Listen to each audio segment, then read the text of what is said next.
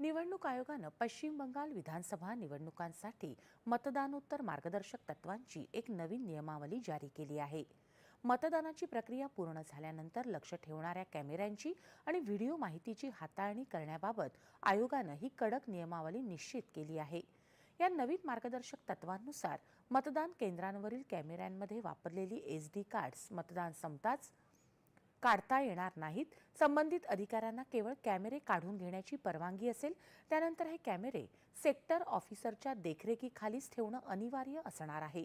ही cards त्यासाठी निश्चित करण्यात आलेल्या डेटा संकलन आणि स्वीकार केंद्रावर सहाय्यक निवडणूक निर्णय अधिकाऱ्यांच्या उपस्थितीतच बाहेर काढणं अनिवार्य करण्यात आलं आहे.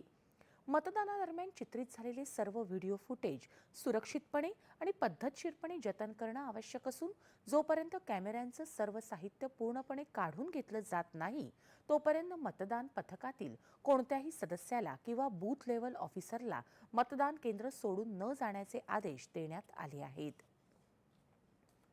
केंद्रीय अर्थमंत्री निर्मला सीतारामन आज महाराष्ट्र दौऱ्यावर आहेत.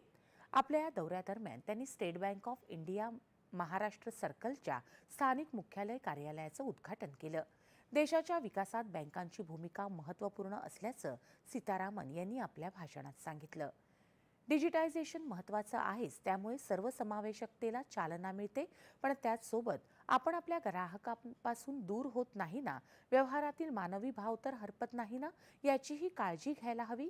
ग्राहक आणि बँक कर्मचारी यांच्यात प्रत्यक्ष संबंधांचं त्यांनी महत्त्व अधोरेखित करताना स्टेट बँक ऑफ इंडियाच्या प्रयत्नांचं त्यांनी कौतुक केलं. सर्व स्तरातल्या नागरिकांपर्यंत बँकिंग सेवा पोहोचवण्यासाठी केंद्र सरकार भक्कमपणे स्टेट बँक ऑफ इंडियाच्या पाठीशी उभी असल्याचं सीतारामन यांनी सांगितलं.